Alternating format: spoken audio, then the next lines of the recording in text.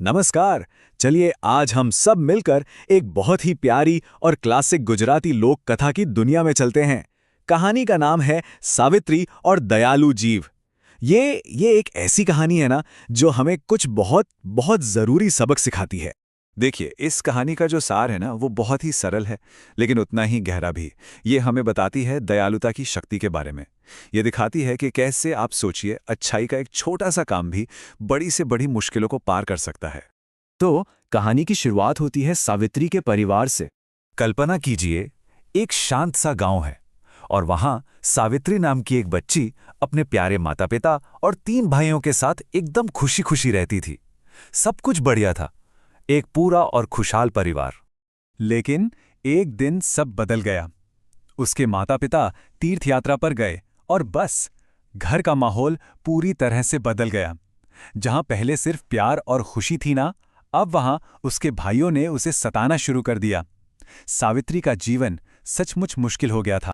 और यहीं से कहानी में आती है पहली चुनौती। चलिए देखते हैं कि कैसे सबसे बड़े भाई की क्रूरता सावित्री के लिए पहली परीक्षा बनती है।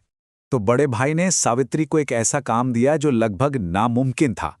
उसे एक ऐसे घड़े में पानी लाना था जिसमें छेद था, और रस्सी रस्सी इतनी छोटी कि कुएं तक पहुंच ही ना पाए। ऊपर से धमकी भी दी कि अगर समय पर पानी लेकर नहीं आई तो सजा मिलेगी। अब सावित्री बेचारी जब इन टूटे फूटे औजारों के साथ कुएं पर पहुंची तो उसका दिल ही बैठ गया। वो पूरी तरह से असहाय महसूस कर रही थी। क्या करती? उसे कुछ समझ नहीं आ रहा था कि ये काम पूरा कैसे होगा, और वो बस हताश होकर वहीं बैठकर रोने लगी। लेकिन तभी कुछ जादुई हुआ। उसके आंसू सुनकर 2 ऐसे सहयोगी सामने आए जिनके बारे में कोई सोच भी नहीं सकता था। एक सांप और एक मेंढक। वो दोनों उसकी मदद के लिए आगे आए। यहीं पर कहानी में पहला मोड़ आता है, जहां प्रकृति खुद उसकी मदद करती है। और उनका तरीका, अरे वो तो और भी अनोखा था। सांप ने क्या किया, वो खुद रस्सी से जुड़ गया और उसे लंबा कर दिया। और मेंढक मेंढक घड़े के अंदर बैठ गया और छेद को बंद कर दिया। कमाल है ना? देखिए कैसे दोनों ने मिलकर एक नामुमकिन काम को मुमकिन बना दिया। बस हो गया काम। सावित्री ने पानी खींच लिया और खुशी खुशी घर लौट आई। उसने पहली चुनौती जो पार कर ली थी, और इससे उसके अंदर एक नई उम्मीद भी जगी। पर मुश्किलें अभी कहाँ खत्म हुई थी। अब आती है दूसरी चुनौती जो दूसरे भाई ने उसके सामने रखी, और ये भी उतनी ही क्रूर थी। इस बार काम क्या था? एकदम सफेद मैले कपड़ों को धोना, लेकिन बिना किसी साबुन के। अब भला ये कैसे हो सकता है? ये काम भी नामुमकिन सा लग रहा था, और सावित्री बेचारी फिर से तालाब के किनारे बैठकर निराश हो गई। और एक बार फिर प्रकृति ने उसकी पुकार सुन ली। एक शानदार सारस उड़ता हुआ आया और ठीक उसके पास आकर रुक गया। सावित्री का दुख देखकर उसने ठान लिया कि वो उसकी मदद करेगा। और सारस का तरीका तो सच में किसी जादू से कम नहीं था। वो बस कपड़ों पर लौटने लगा, और क्या हुआ, उसके पंखों के छूते ही सारे मैले कपड़े दूध जैसे सफेद हो गए, बिल्कुल साफ। तो 2 चुनौतियां पार हो चुकी थी, लेकिन अब बारी थी तीसरी और शायद सबसे कठिन चुनौती की। ये चुनौती दी थी तीसरे भाई ने।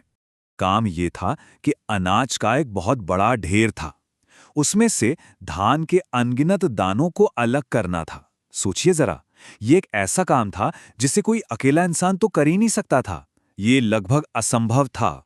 सावित्री को इस दुविधा में देखकर एक दयालु चिड़िया उसकी मदद के लिए आई।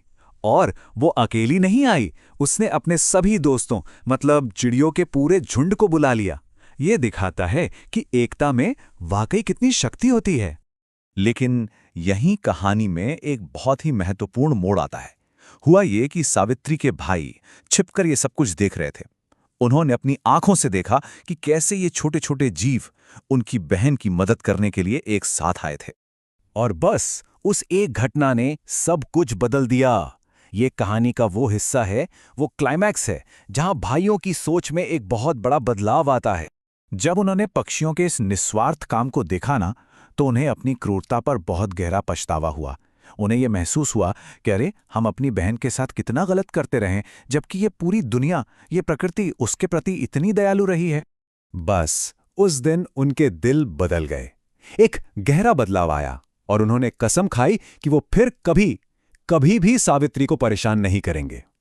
और इसी एक वादे के साथ परिवार में दोबारा वही शांति लौट आई। और आखिर में ये कहानी हमें एक बहुत ही शक्तिशाली संदेश देती है, वो ये कि एक छोटी सी दयालुता भी पूरी दुनिया को बदल सकती है। और ये बदलाव सिर्फ उसके लिए नहीं होता जिसे मदद मिलती है, बल्कि उनके लिए भी जो इसे होते हुए देखते हैं। शायद यही इस कहानी का सबसे जरूरी, सबसे महत्वपूर्ण सबक है।